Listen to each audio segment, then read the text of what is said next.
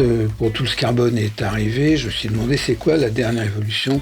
Et en fait, c'est hyper malin parce que c'est un système hybride dans lequel on peut avoir à la fois du natif et du DSP sans avoir de carte justement HDX. Donc c'est un produit qui est très très utile pour les gens qui ont soit un laptop, soit une machine sans carte, soit un Mac normal, quoi.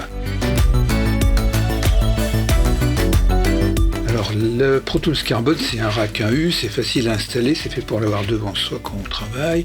On a tous les contrôles sous la main, le réglage de gauche qui permet de régler le niveau d'entrée des micros, le niveau d'entrée ligne. Il y a les petits boutons, on peut voir le 48 volts, l'inversion de phase, une touche d'impédance même pour pouvoir adapter le micro à tous les micros qu'on a besoin d'utiliser. Puis si on veut changer même le son d'un micro ou de l'autre, juste avec ça, c'est assez futé.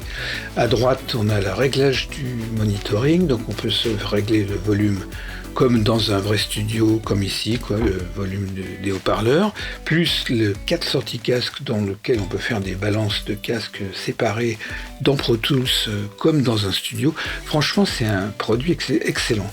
Et la qualité des préamplis micro, ça déchire.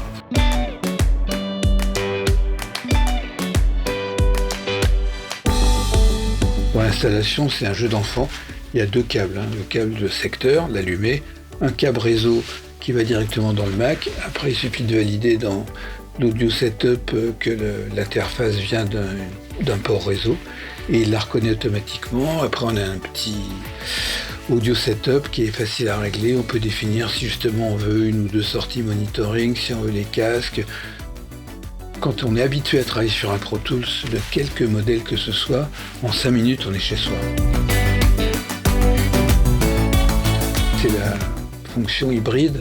Donc il y a un petit bouton fléché sur l'interface qui permet de prendre la tranche sur laquelle on veut ne pas avoir de latence du tout, la passer en DSP.